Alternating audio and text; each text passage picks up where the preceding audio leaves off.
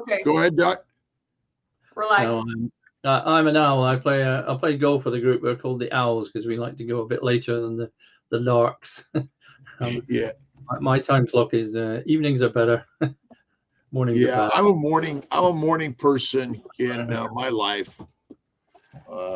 That's kind of what I focus on, and I'm a napper later. I go to bed early, but last night I didn't go to bed until midnight, which is unusual for me. So, wow. It's all good. I just get going. Dr. Kendricks, or is Malcolm okay? I'm by Rob. Malcolm is fine. Yeah. We appreciate you being here to share your ideas on cholesterol and heart disease. Thank you. It was interesting.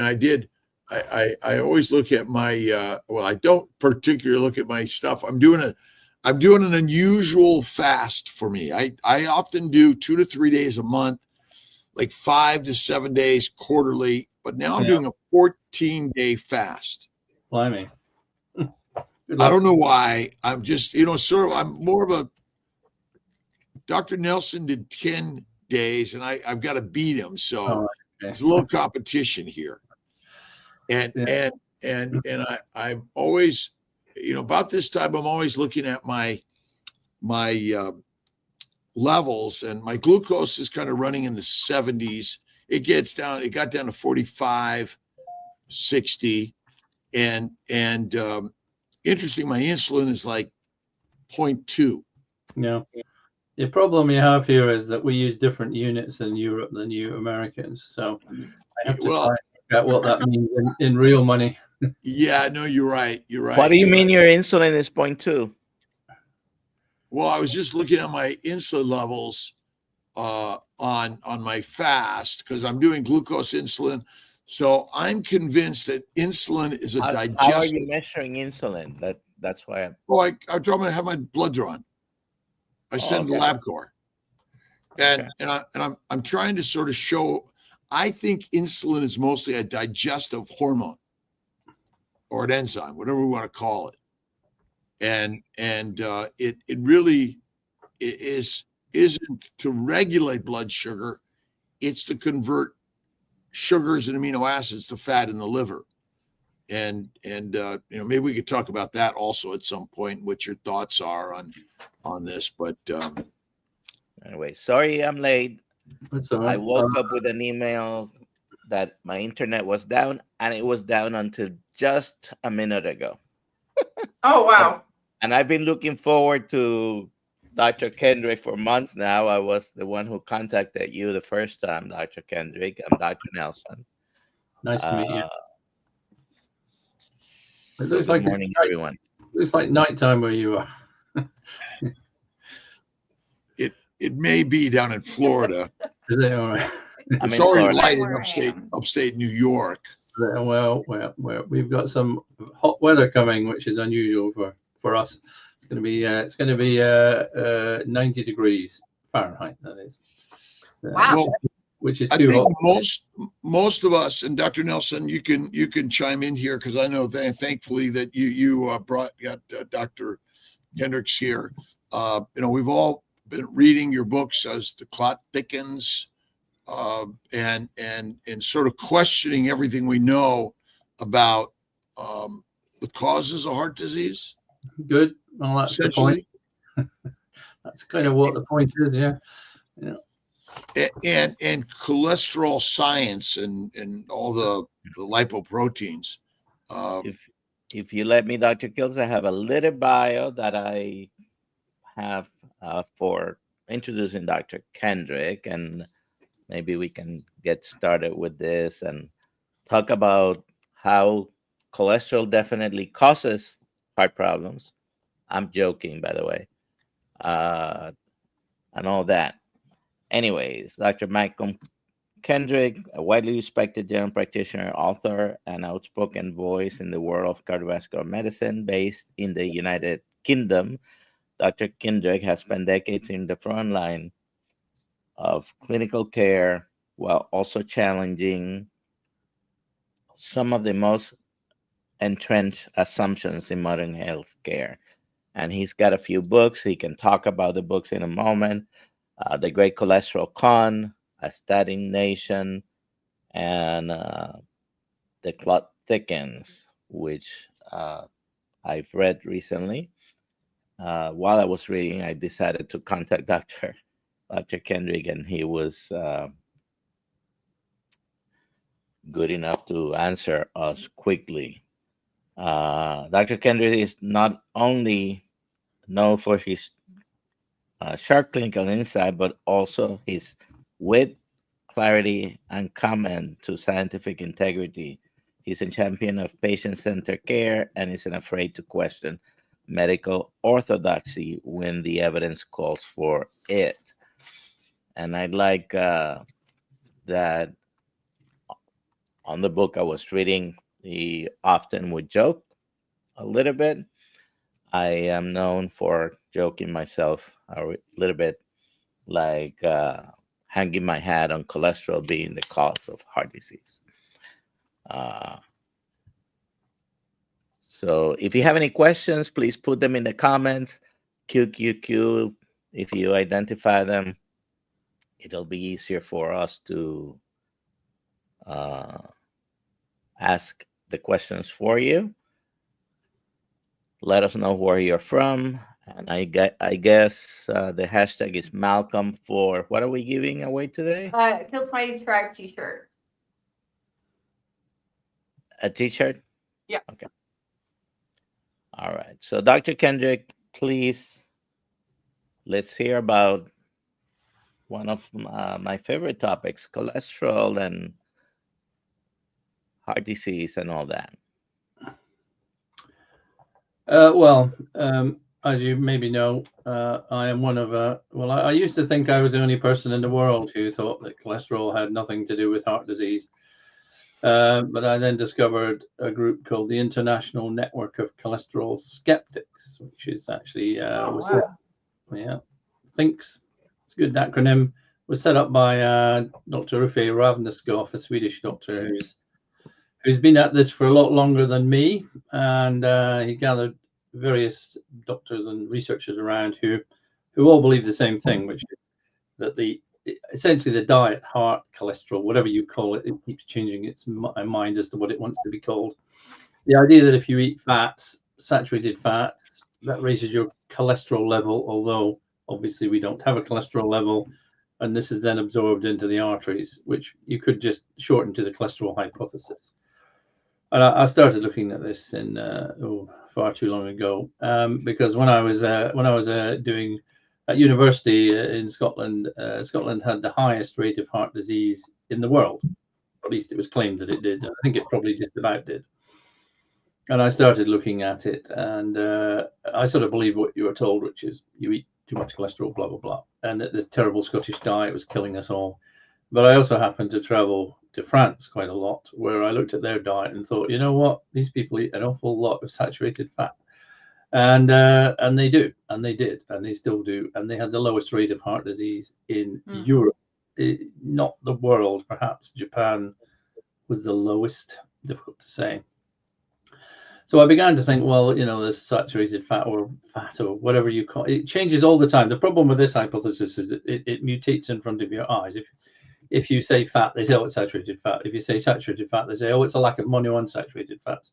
If you say, oh, what about monounsaturated fats? They tell you it's polyunsaturated fats, or it's the ratio or combination of polyunsaturated to monounsaturated to saturated, until eventually you just sort of give up and go, well, you know, since you're not going to tell me what the hypothesis is, I can't really argue against it.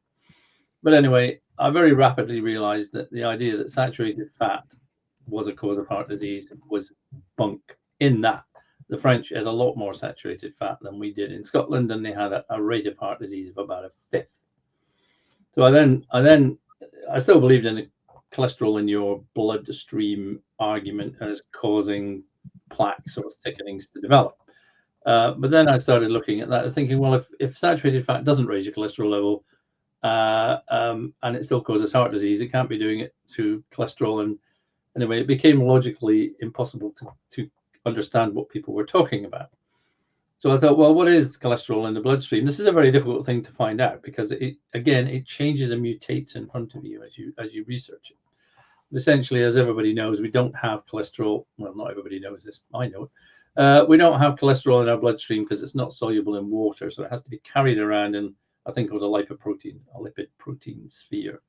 And you have small ones, which are called high density lipoproteins. You have low density lipoproteins. You have very low density lipoproteins. You have intermediate density lipoproteins. You have, last time I looked, there was 36 versions of high density lipoproteins. So again, when you try and actually say, well, what are we talking about with cholesterol? Are we talking about low density lipoprotein, or the ratio of VLDLs to HDL, or the total cholesterol, or small density LDL, or light fluffy LDL, or what are we actually talking about? Again,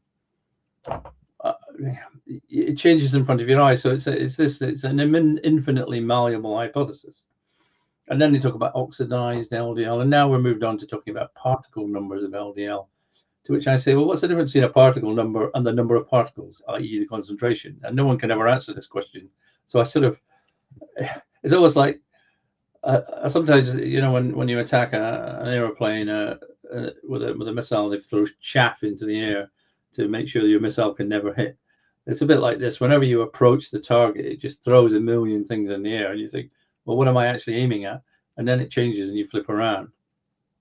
So it has been a very difficult thing to get a handle on. It's become so difficult that I just thought, well, you know, the hell with it. It clearly doesn't cause heart disease because it's nonsense. It's a nonsense hypothesis. So it must be something else. So I moved on in my mind years and years ago from cholesterol causing heart disease to something else. But unfortunately, the rest of the world is still very clearly stuck with cholesterol causes heart disease, and that's that. And it seems impossible to get anyone to change their mind. However you argue it, whatever evidence you provide, it's like, you know, I don't know if you remember a movie from the 1950s called The Blob, which starred Steve McQueen. And The Blob, you kept it, as you attacked it, it grew stronger. So the thing you had to do was leave it alone. And then it died and withered. So I find with the cholesterol hypothesis, the more you attack it, the more it kind of just seems to grow stronger in people's minds. So I thought, well, there's no point in attacking it directly. I'm just going to say, so what does cause heart disease? What actually is the cause of heart disease? And then maybe people have something else to think about rather than just focusing on why it is or isn't cholesterol. I know that's a long answer. Sorry about that.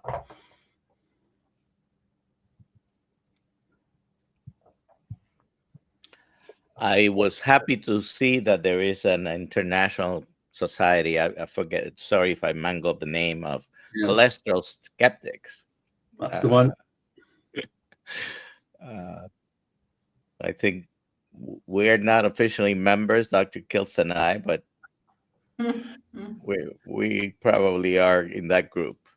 Well, it's not like you know, a political party or something. It's a very loose organization, and we have different ideas about many things. We all have the same ideas. So there's doctors in the States, South America, South Africa, you know, Australia, you know, all of Europe, etc. There's not very many people, but it is interesting that I speak to cardiologists, I speak to other doctors now, and there does seem to be a move away from the idea that diet has anything much to do with cholesterol, other than the exact opposite of what we were already told. I mean, we were told that saturated fat causes heart disease, but it's increasingly, although it's not a direct action, is that if you eat too many carbohydrates and you are having trouble processing them, that this can increase your blood sugar level and your insulin level, and etc., etc. It also increases the level of lipoproteins in your blood, because the liver, when confronted with too many carbohydrates, and step back, your body can store about 1,500 kilocalories of glucose in it at any one time. There's about 500 in your liver and 1,000 in your muscles, approximately. That's for an average person. If you keep eating carbohydrates once your stores are full, because your carbohydrates are all in the end turned into glucose effectively, If you keep eating carbohydrates at that point, the liver can only do one thing with them, and that is to convert them into fat. And it does things through a thing called de novo lipogenesis. So you keep eating carbohydrates, your liver starts pumping out more fats. It sends them out into the bloodstream in a thing called a very low density lipoprotein. And VLDLs are sometimes called, in fact, always called triglycerides, which is again horribly confusing because triglycerides are also 3 fatty acids attached to a glycerol molecule. So in fact, triglycerides carry triglycerides. They are actually very low density lipoproteins, but almost no doctor you speak to has any concept or understanding of these facts. And when VLDLs go out into the body and they dump fat around the whole body and they shrink down in size, and what they become is LDL, which is otherwise known as bad cholesterol. So the source of bad cholesterol is VLDL. They shrink down and become an LDL. And so when you say, well, what raises your LDL? Well, it can't be fats because fats have nothing to do with LDL in the diet. So the only thing that could raise your LDL is eating carbohydrates. But actually, that doesn't raise your LDL, but it certainly does raise your VLDL. So once you start looking at these areas, it all becomes a completely confusing thing. But essentially, if you keep eating too many carbohydrates, your body and your liver starts to struggle. Your insulin level has to go shooting through the roof in order to drive this de novo lipogenesis. And you end up with what is effectively a form of insulin resistance, which is the underlying cause of type 2 diabetes. So, and diabetes causes heart disease. So you have a slightly more indirect methodology, but it is carbohydrates damage your metabolism in various ways, which can then lead to heart disease. As for eating fats, they have no impact on any of these things at all.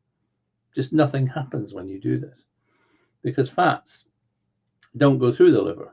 Fats are absorbed in the bowel, and then they are put into an even bigger form of lipoprotein called a chylomicron, which carries fats around in the bloodstream. The chylomicron loses its fats. By the way, this goes straight from the gut into your bloodstream. There's a little tube called the thoracic duct designed to do this. The body is an amazingly complicated thing. I do remember hearing about that when I did medicine when I was at university, but I don't remember hearing about the thoracic duct ever since. And most doctors have completely forgotten that it exists. But anyway, you eat fat, it ends up as fat in your bloodstream. All that fat is lost as it travels around the bloodstream, and the chylomicron shrinks right down, and then the remnants of it are absorbed into the liver. So the liver has nothing to do with fats. It has nothing to do with VLDL. It has nothing to do with LDL. And yet this is the one that people say, well, if you eat fat, it raises your bad cholesterol level. Well, it can't. And it doesn't. And it's nonsense, and stop talking nonsense to people. The basic biological, once you start looking into this area, almost everything we're told falls to pieces because it's completely unscientific nonsense. And yet everyone still believes it. It's really strange. You feel like you're just like putting up a thing saying 2 + 2 = 4, and they're all wandering around going 2 + 2 does not equal 4, it equals 17. Well, can we just go through the mathematics here? It's like, please try to understand that what you are talking is utter scientific nonsense, start to finish. And it doesn't make any difference. I speak to doctors, they go, oh, you eat too much fat and your cholesterol goes up. It's like, well, what sort of fat? You don't have cholesterol in your bloodstream, blah, blah, blah.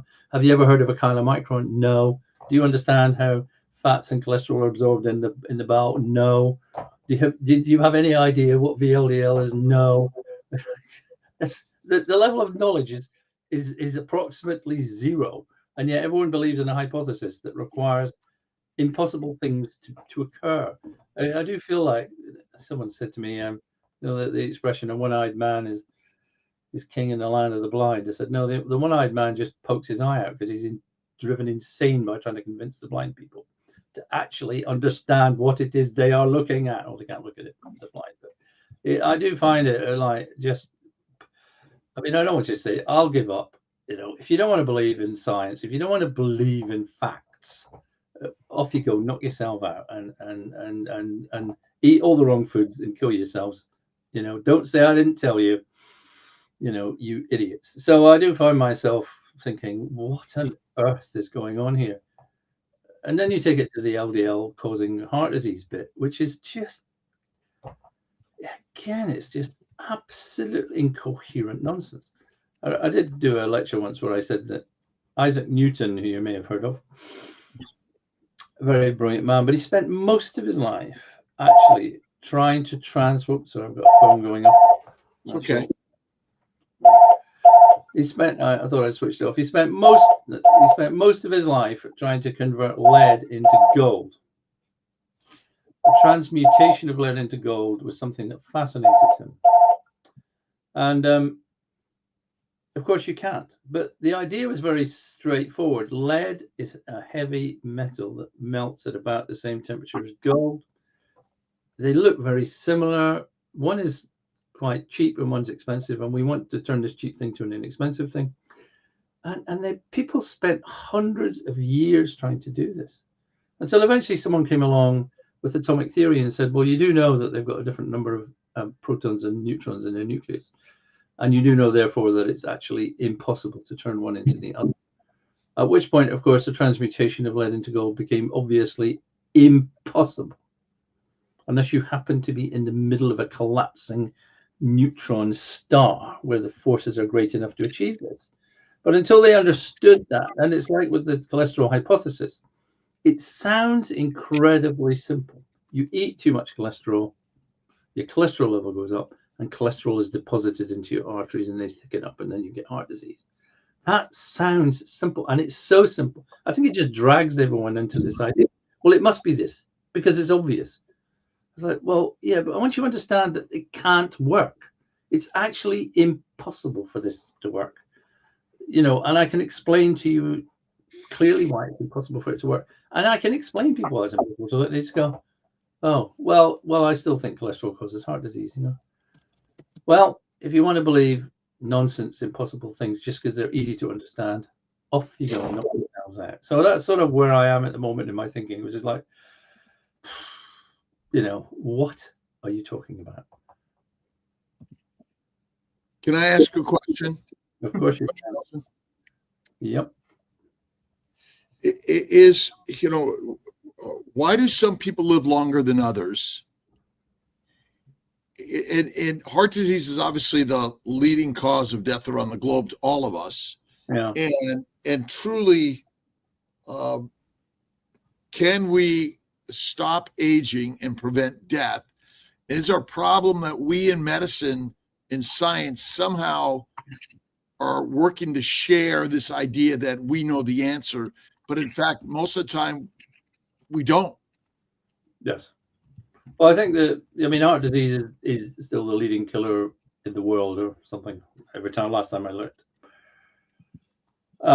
A cardiologist once said to me, my job is to get people to live long enough to die of cancer. You know, I think that we can't live forever. I think we have a natural process of decay.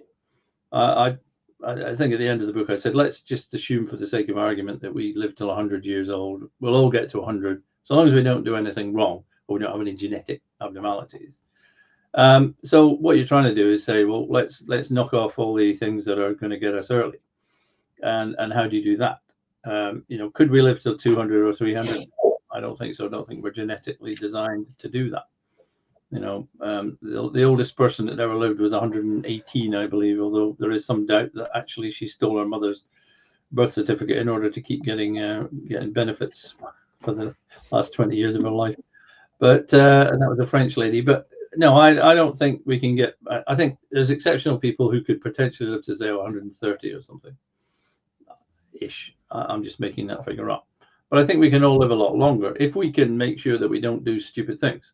And stupid things would be taking drugs lifelong, for instance, to try and prevent diseases, because they all have adverse effects. And if you keep taking them for years and years and years, they are adverse effects. You know, should we, you know, you told me just before we came on air that you were doing a long-term fast. I think fasting is, I know it's good, but I don't do it because I have too little willpower to achieve it. I know that eating certain things and not, you know, don't drink too much alcohol, don't, you know, blah, blah, blah, don't become overweight, take exercise. I mean, all the things we know. I mean, these are just general things. But we are being given wrong advice. You know, we are being given the wrong foods to eat nowadays, and we are being given the wrong advice on things to do. You know, you get someone with type 2 diabetes, and they're told, don't worry about taking carbohydrates, just control your blood sugar with insulin. It's like, what are you talking about? This is insane. Insulin is really quite damaging to your cardiovascular system. Insulin in higher levels is, I wouldn't say the word poison, but you know what I mean. The difference between a drug and poison is really in the dose, you know. And insulin is good stuff, obviously. But I don't know if you've heard of, his name's just gone. I'm thinking of Matthias Rathen, it's not him. Professor Unger, I don't know if you've heard of his name. He did work 20, 30 years ago where he got rats and he removed their beta cells, and they all developed diabetes, and they too much insulin produced, and they didn't live very long. He then removed all their alpha cells, so they didn't produce any glucagon. Right? And what he found was they were perfectly capable of keeping their blood sugar under control. Their diabetes disappeared, and they were relatively healthy. And they could still cope with a glucose infusion by making the glucose went up and went down, not quite as well as when they produced insulin. And his argument was that basically the problem in diabetes is not insulin, it's glucagon. Right? But we have this weird thinking that insulin is a wonder drug, if you like. Glucose is bad, insulin is good. No. You know, as I say to fellow doctors, why do you think it is if you give an oral glucose tolerance test, in other words, giving 50 grams of glucose, that your blood sugar goes up more than it does if you give 50 grams of glucose as an intravenous injection? That's directly into the bloodstream. So you give 50 grams of glucose directly into the bloodstream, and you give people 50 grams of glucose to drink. But if you ask them to drink it, the blood sugar level goes up higher than if you inject it straight into the veins. They say, well, how on earth does that occur? I said, because you have to think about glucagon, and you have to think about the entire metabolism, and you have to forget about insulin as this wonder substance. Because the purpose of insulin is really to control the excesses of glucagon production. That's, your body works in different ways. And obviously when you take glucose on board, your liver's saying, well, I'm full of glucose, so I'm taking glucose on, I'll have to start shedding it out of my liver. In other words, I've got to start clearing space for this new glucose to be absorbed. But people don't think about these things, I want to say, correctly. I do. I've got another question for people like doctors that ask us. There is a condition where you have no fat cells in your body whatsoever. It's called congenital generalized lipodystrophy, right? CGL. It's always called Bertinelli-Siepp syndrome. You have no fat cells, no adipose tissue. It's a very rare condition. It affects about 1 in 150,000 people or something. And I say to doctors, how many of these people do you think have type 2 diabetes? And they always say, well, none of them have type 2 diabetes. And I say the answer is they've all got type 2 diabetes. They have the most severe type 2 diabetes of any population on the planet Earth. They have such severe type 2 diabetes, huge levels of hypertriglyceridemia or hyper-VLDLemia, and they die usually of pancreatitis because the pancreases are destroyed by the fact that their hormonal and glucose balance is completely out of whack. And so I say to people, so you think obesity causes diabetes? Well, think again, you people, you stupid people. Again, it's just, you know, I look at things and I think, why is everybody thinking about this way when it's clearly nonsense? And actually, we need to be thinking about it this way. And again, it's like, you know, I've written chapters on books and this about diabetes. So can we live forever? We can live forever. We can't live forever. Can we live longer? We can live longer if we start thinking about disease properly and how we remain healthy properly, and not being given drugs after drugs to take to do stupid things that damage our body, like insulin, like statins, like cholesterol lowering drugs, like many of the blood pressure lowering drugs. They're wiping out elderly people because they're causing them to develop hypotension, and they're falling and they're fracturing their hips, and then their electrolytes in their blood are getting whacked out of kilter, so their sodiums are falling and their potassiums are going out of whack. and we're damaging their kidneys by doing these things. Yeah, there are some cases where these things are necessary. So what are we doing? Can we live forever? No, but we have to look at how we are living and what is healthy. And currently, we're in a terribly unhealthy environment, partly driven by the food companies, partly driven by the pharmaceutical industry, and partly driven by just completely stupid ideas about health that people are still clinging on to. That's a long answer. Sorry. No, that's great. I just, and so ultimately, modern medicine somehow has this idea that if I see you on a regular basis and I draw your blood regularly and give you advice, I'm going to help make you healthier.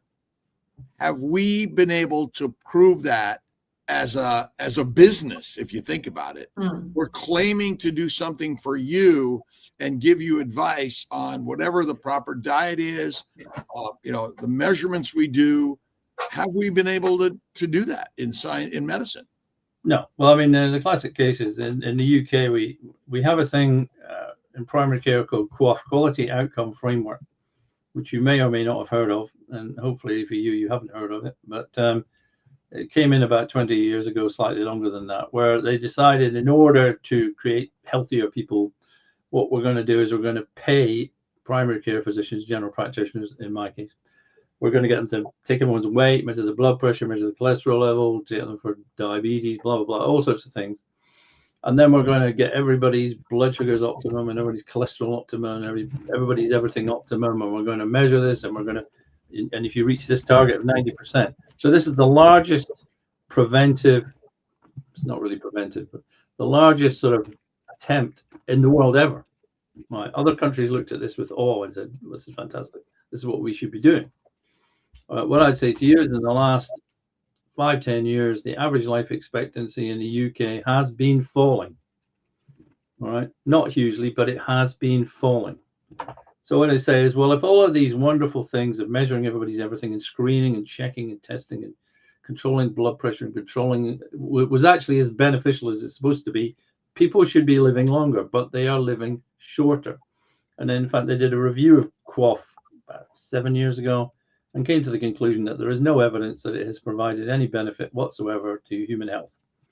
I would say there's a lot of evidence that it's probably damaged human health, in that even if people are living exactly the same amount of time, the adverse effects and the adverse side effects from the medications has definitely reduced the healthy quality of life that people are having. You know, what's most important is perhaps not as long as you live, but the years that you live are filled with as high a level of health and well-being as possible. And we're definitely not doing that because we're worrying people as well. I mean, everything is, people are terrified of having a high cholesterol level, for instance. I mean, oh my God, my cholesterol, whatever. It's like, can I show you just another graph showing that when people's cholesterol levels, LDL levels are higher, they live longer after the age of 60 than if it's lower. And the higher it is, the longer they live. And you're worried about having a high LDL level. The terrible disease of LDL-emia. I said, it causes no symptoms whatsoever, and you live longer than the surrounding population. So we must treat it aggressively for years and years and years with drugs that have horrible adverse effects on people and terrify them into taking them. This is not health. This is I don't know what you'd call it, anti-health. It is like a different world of stupidity. You know, I don't wish to give the impression that I'm entirely against medicine. Of course I'm not. I'm a doctor, but you know, we you know, I had appendicitis, and if my appendix hadn't been taken out, I probably wouldn't be here talking to you. You know, my wife has just had a hip replacement. She had problems when she was growing, and her hip grew too fast. And she's going, I know because I've seen this with people, she's going to be able to walk fine. You know, if you're in a car crash, there's so many things that are wonderful about Western medicine. It's probably the greatest achievement of mankind in many ways. However, when it comes to preventive stuff, it's an absolute. I've said about the National Health Service, I said we should stop calling it the National Health Service. We should call it the National Illness Service, because it doesn't have anything to do with health. It is nothing to do with it. We should have a National Illness Service, and that's fine, and that deals with illness. Or a health service, keep as far away from the illness service as possible, because they treat everything with this same paradigm. Here's something abnormal, let's normalize it. here's something that we think we can sort out, let's sort it out. Instead of saying, well, where does health come from? It does not come from the health service. It's almost, don't touch it, because it's like it'll make you unhealthy the moment you come in contact with it if you're not careful. So we have to get away from this model. This model is just bonkers, as we say in the UK. And I feel very strongly about that. Yeah. We call it healthcare, and we're really practicing sick care. Yes, absolutely. We have a bunch of questions, Dr. Kiltz. We If you do. have questions, let's take some of these questions. This is from Amy, Brisket Boomers. But why do I take insulin when my blood sugar goes down? So Amy is type 1 diabetic for many years. Why do I take insulin when my blood sugar goes high and my blood sugar comes down? Yeah. There you go. Well, I think there are obviously there's two types of diabetes. Right. In type 1 diabetes, you don't produce insulin because your beta cells in your pancreas have been wiped out for some reason. You probably immunological, the body attacks the cells that produce insulin. Now, without insulin, you will die. And type 1 diabetes is not really what I was talking about there. Type 1 diabetes, your body doesn't produce insulin in response to blood sugar going up and other things happening. So you have to take insulin to keep your blood sugar under control. Maybe I should have made that more clear. Type 2 diabetes is the one that most people have nowadays, which is associated with overweight and insulin resistance and whatever. Your body is actually perfectly capable of producing enough insulin, but it stops being as effective at controlling blood sugar. So this is almost, it's called diabetes. It should almost be called a different disease, because the underlying problem is almost the exact opposite. So I think if you've got type 1 diabetes, ignore everything I said about insulin, because you need to take insulin. All right. As you probably know, most of the people that are watching here are following a carnivore type of way of eating. If you have a few carbs, so we're basically very low carbohydrate, mostly carnivore eaters. There was a question there about how do you eat. You spoke about carbohydrates probably have more to do with heart disease than fats. Do you follow any type of specific way of eating? Well, I'm more on the carnivore side than the non-carnivore side. I have actually, I try to have, I try to avoid bread and potatoes and stuff like that as much as possible. I don't eat no carbohydrates. I'll have a salad at lunchtime. I'll have a yogurts and things like that, and I will eat meat and try not to eat too much. I mean, I think you can go a bit too far. I mean, I don't think that's true. I mean, you can be perfectly healthy and never eat a carbohydrate in your life, and you don't need to eat carbohydrates for your health. And some people, like my son is a terrible example. He's 6'2". He eats nothing. Well, he eats a huge amount of food, including lots of carbohydrates, and he's like a beanpole. Were I to eat what he ate, I'd weigh about 150, well, whatever they call it in America, 700 pounds. So I have to be a wee bit careful, but I try to be carnivore-ish, carnivore-light, should we say, and not eat too many carbohydrates. So yeah, I believe it to be the healthiest diet. Yes, definitely. Alia, next question. Yeah. This one. Chuck, a carnivore, high-fat protein, feel great, moderate exercise. Is there a need to be concerned with blood pressure numbers, 120, 80 a thing, or 170 sometimes? Good, just like 140, 90. Thank you. Yeah. I think that the blood pressure being high is possibly a warning sign that you're not doing things wonderfully. I think we get over concerned about the blood pressure. I was looking at a review, actually, European Journal of Cardiology, so where people looked at the actual. Start again. The message at the moment is that if your blood pressure goes up, then your risk of cardiovascular disease increases linearly, kind of straight up from some level. And that level, weirdly, is supposed to be a systolic of 90. All right. Now, if you had a systolic of 90, you're in a hospital, they'd all be rushing around saying your blood pressure is too low, we must get it up. However, the figure apparently starts at this is systolic. That's the first number, the 120, the 100, the 140, which is the one that people tend to use as being the most accurate, effective number to look at. But these researchers looked at actually the research on when does the risk really start to increase, right? So at what point was your blood pressure, you'd start to think, this is getting a bit high. And essentially what they did was, they do this a lot in medical research. I did write another book called Doctoring Data, which looks at the ways that data are doctored and to make certain things look like they exist when they don't. But essentially, if you plot a curve where your systolic starts at 90 and it's 100, 110, 120, 130, 140, 150, 160, 170, whatever, then the graph that they draw currently just goes as a straight up line, left to right, right? But actually, what you see when you look at the data is that nothing much happens until about a systolic of about 160, at which point the risk does start to go up. Now, you can draw a straight line through the, by what they call, you know, what was the number? 160. 60. Okay. So a systolic of up to about 160, the increased risk of anything happen is really very, very small. But after that, there are increased risks, mainly of things like strokes and heart attacks.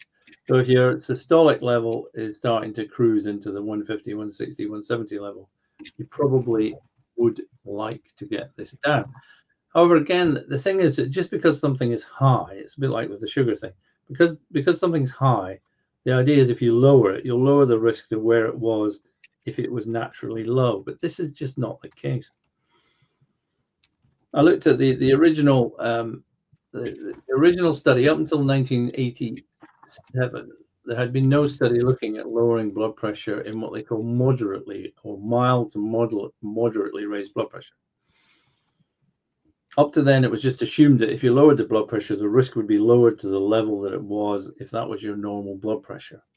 So they gave people over about 5 years, they gave them blood pressure lowering tablets for 5 years. There was 9,000 people in both sides of this study.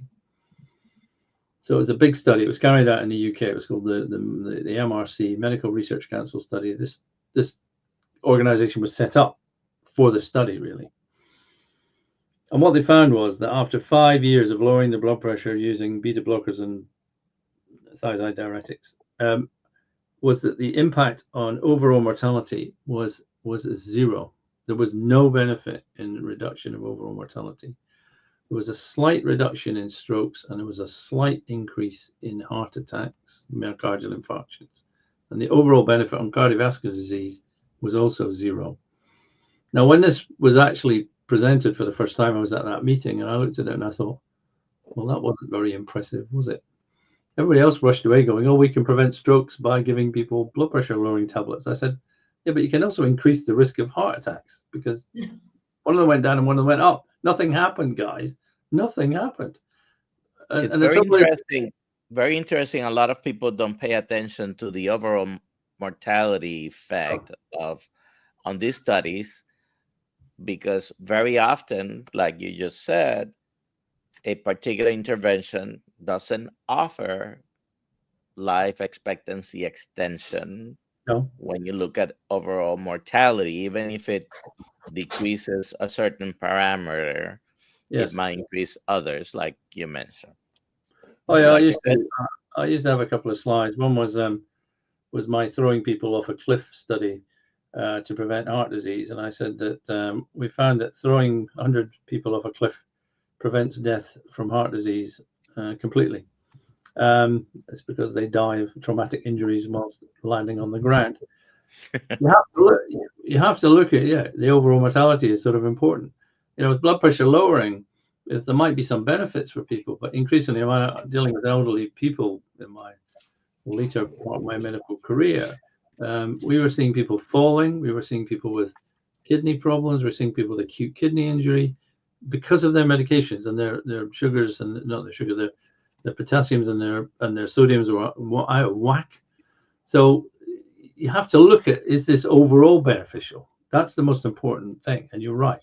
We have to look at that. So there's another question's come up about ApoB. Does high ApoB tell us something different than high? Dr. Kiltz, do you have a comment, Dr. Kiltz? No. Okay. Not yet.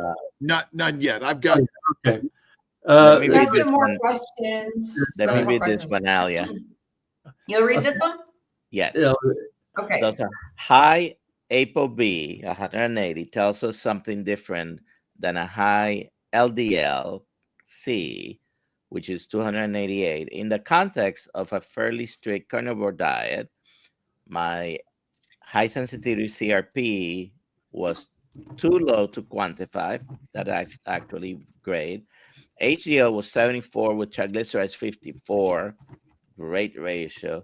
Insulin 4.5, which is optimal. Anything under 5, I think, is great. Right. What do you think, Dr. Kendrick? Well, I think that, again, because I don't believe that you're looking at someone who is remarkably unimpressed by any figure of lipoproteins. But of course, the complexity here is that ApoB is the protein attached to LDL molecules. It's the protein that's attached to them so that when they go past an LDL receptor, it recognizes the LDL, it locks into it, and then the LDL is pulled into the cell. That's the function of ApoB. The ApoB is also attached to VLDL, or AKA triglycerides. All right. So what's the ApoB telling you? It's not really telling you what your LDL level is. Well, it's also attached to intermediate density lipoproteins, which nobody measures or even considers to have any purpose whatsoever. I don't know if they do or not. So people are just finding different ways of measuring irrelevant things. All right. If your high sensitivity CRP is low, there's no inflammation. If there's no inflammation, it means there's no damage being done in your arteries. So it means you are not developing heart disease. Right. Full stop, generally. Yeah, ApoB, I mean, you now have this thing of ApoB and ratios. It's just as LDL is the thing that is supposed to be the lipoprotein that causes heart disease. So theoretically, that's what you should be bothered about. So why are you measuring ApoB? Well, the reason why they measure ApoB is you can't actually measure LDL really properly. But the only way to measure LDL and VLDL and HDL accurately is to use a centrifuge machine, because they have different densities, and you centrifuge them for half an hour or however long it takes. So some of them go this far out, some of them go this far out, some of them go this far out, and form little bands. And from that, you know how much LDL there is. If you don't do that, you're guessing. And that's what they call a Friedwald equation. And there are now other equations of guessing what people's LDL is. But you can actually more accurately measure ApoB as the protein. And they now call that particle. I mean, I do find myself thinking, yes, and why are we bothering to do all these things? The measurements that this person has set, yeah, the HDL is high. Is HDL protective against heart disease? No. But it just means you haven't got insulin resistance and type 2 diabetes. So essentially, turning it back again, if you have a high triglyceride level and a low HDL level, which is a bad pattern, all right, to see, what that means is you've got insulin resistance. Because as I said before, what happens with insulin resistance is the liver produces an awful lot more VLDLs. So that level goes up, and especially after a meal, that level goes stratospherically up.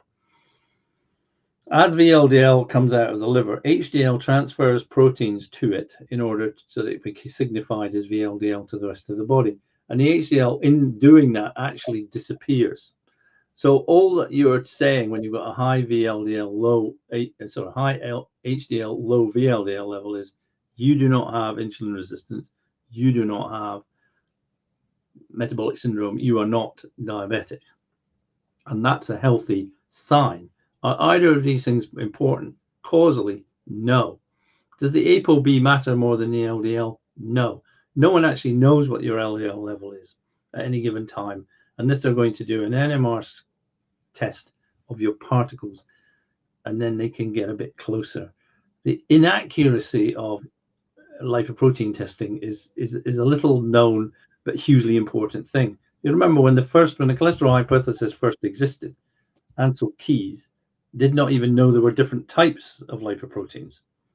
He didn't know there was LDL. He didn't know there was HDL. He didn't know there was LPA. He didn't know there was VLDL. He just, I don't know what he was measuring, but it was something, probably the whole lot, which is why you get this total cholesterol measurement, which is sort of the whole lot, except you take the triglycerides and you divide it by 5, and then you multiply by 3, and then you divide by, it's complete nonsense. Just forget about it. All right, it is just nonsense, start to finish. So is it important? No, is the short answer. Next question, Alia.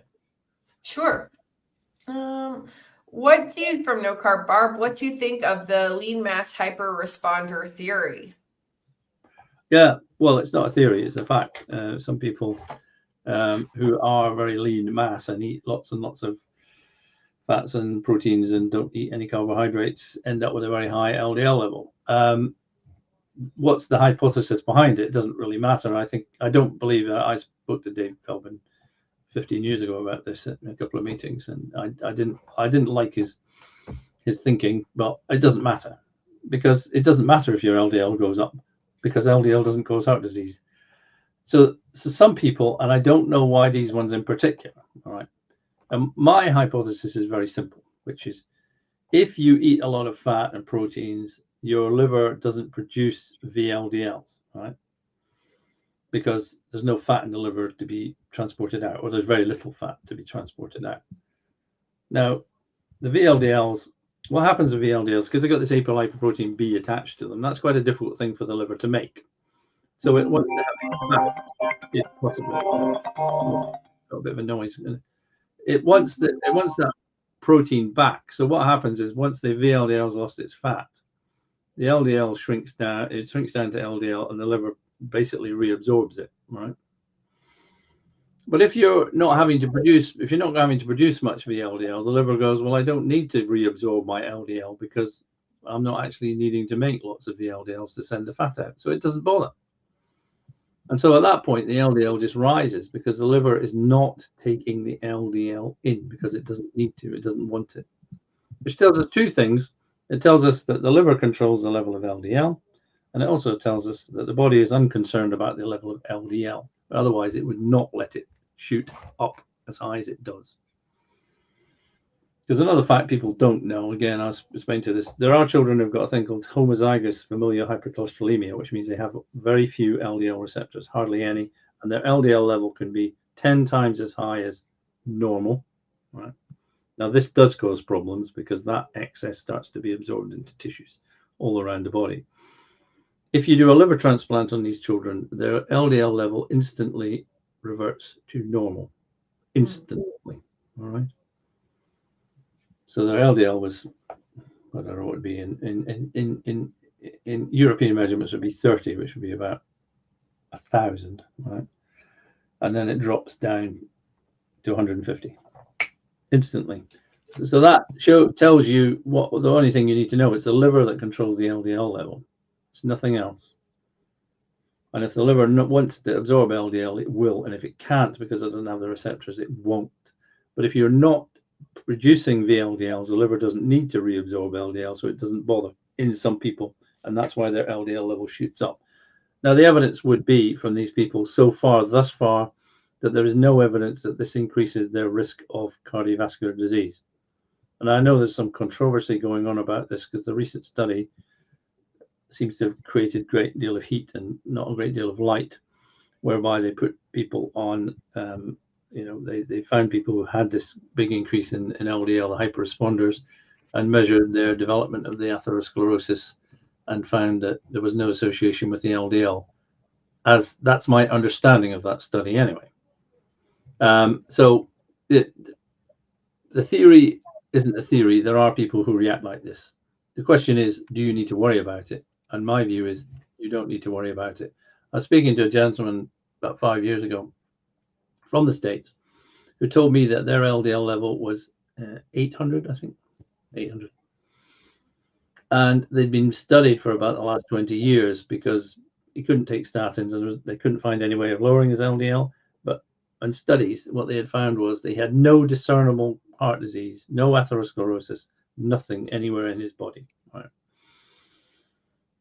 And the answer to this from the researchers was, well, he's obviously protected against this high LDL by something else. I was like, well, any ideas what that might be? No. It was actually a case study in the New England Journal of Medicine. So don't worry about it is my answer. Just forget about it. Your LDL level is not relevant to your risk of cardiovascular disease, even when it's at 20. No, sorry, 800. Or what did I say? It was 600. So, you know, if you're looking at heart disease in my world, I don't care about your particles and your ApoB100s and your particle numbers and your ratios and all these sort of things, other than to say that if your VLDL, your triglycerides are high and your HDL is low, this means you have got signs of insulin resistance, you've got metabolic problems, and it's those metabolic problems that are your problem that need to be sorted out, not your cholesterol level. Alia? Next question. Yeah. All right. Chuck asks, is there a favorite CG monitor brand amongst carnivores? Apparently Walmart sells one. I don't want to waste money. Trying several. Thank you. I don't know. Sorry, in the state, I don't know. In the States is far more advanced in monitoring stuff than we are in the UK.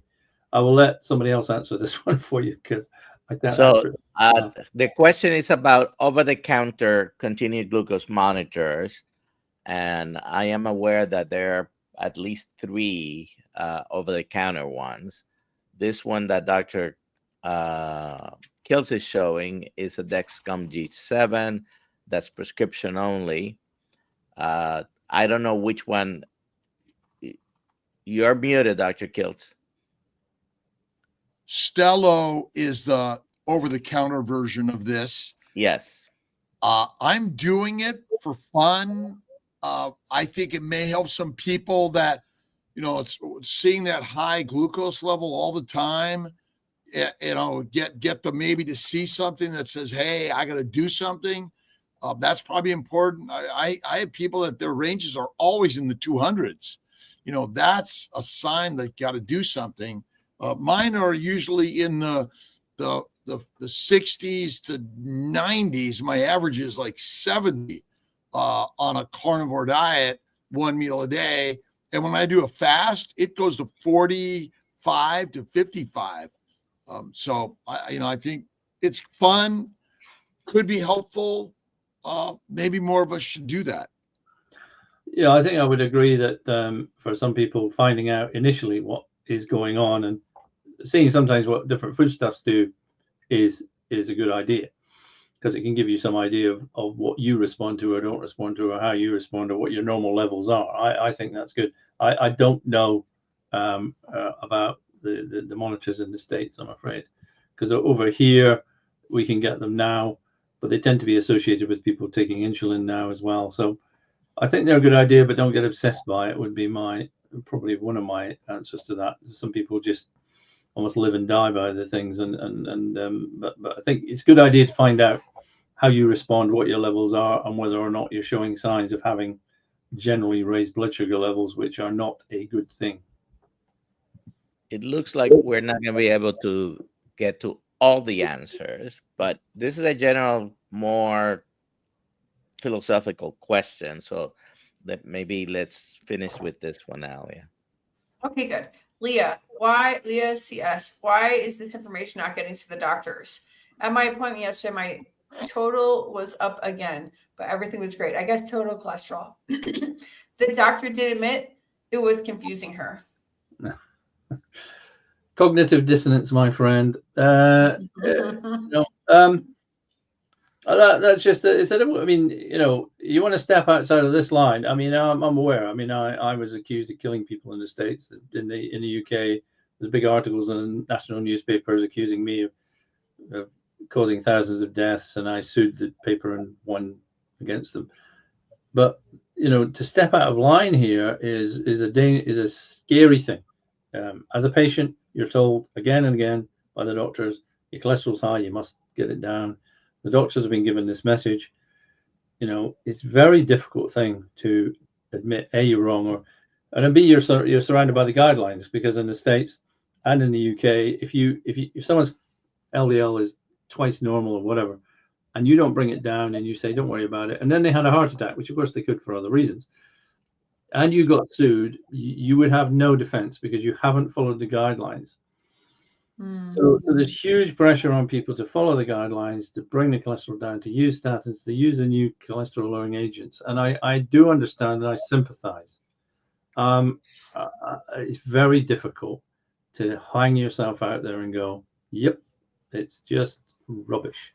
And unless there's enough momentum and enough people, and everything in life, there's early adopters and then there's people who never change until everybody else has changed, and everyone in between. There are people thinking differently. There's not many people as extremely sort of certain in their views as me. There are some others, but I just think it's difficult for doctors to go against the guidelines and their professional bodies and the medical legal profession as well. So it's just not getting out there because people ain't listening yet. But getting it out there and us continue to talk about this. Right. Now we have social media, which allows us to have a broader audience to learn and ultimately take control of their own healthcare, because we don't have a very good track record in medicine and science. It's a focus on profits, not people. And we're forgetting about the connection of human beings in our spiritual journey. That's missed in standard medicine. And so I think we've sort of been duped. Oh no, I entirely agree. I mean, I say that health has got three elements to it: social, psychological, and physical, which I call the 3 Ps. If you accept that social has a P in front of it that you don't hear, and then they all interact. If your social world is wrong, it starts to interfere with the others. If your psychological world is wrong, it interferes with the others. If physical world is wrong, so you have to get all of these 3 things, you have to work on them all. I think we become over obsessed with the physical, and I'm very interested in the psychological element of heart disease and disease in general. I haven't really talked about that because it all becomes, some people, a bit waffly, if you like, but I think it's hugely important that we all look to ourselves to say, how are your friendships? How's your work relationships? How are your relationship with your friends and family? Are you interlock with the community and other people? That's hugely important for our health. Loneliness is a disaster for people. Yeah. Things like this. So I think, yes, we're talking about here very sort of scientific-y things, but the social side of health is hugely important. Yeah. Which may be why the claim of the blue zones may be somewhat true. I don't know how exact it is, obviously, but ultimately it's our social connections that probably is more important than anything, and our ability to prevent disease. I mean, ultimately, the microbial diseases are probably one of the biggest things that we've made a dent in, between antimicrobials and also our environmental care to reduce density and our waste that we produce, which is damaging the world. I agree entirely, and I think that yes, we need to. Well, as I say, the health service does nothing to do with this. If you like, it should be called the disease service. The health service should be about making sure we have social connections, and old people are connected with younger people, and blah blah blah. All those things that we know this stuff. Yeah. So how do you live longer? One of the most important thing is to be socially and psychologically healthy. And the physical. So you mean that mindset, community, and all these things have an influence in our health? Oh, absolutely. Which we certainly agree. Go ahead. What do you think in some way our religious, spiritual connections have worked to really be part of that? Although it's kind of, there's some good and bad to everything. And I'm wondering if that is, in a sense, something that we humans developed because we wanted to have that social connection, which was so critical.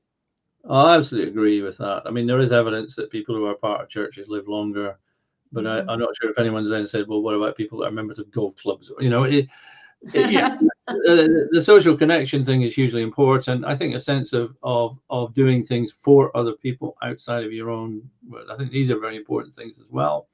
And they're difficult to measure, so medicine doesn't like them. You can't have, you're 3.2 compassionate and 2.8, socially interconnected. These don't exist as measurements, but we kind of know ourselves inside ourselves. Are we feeling good about our place in the world?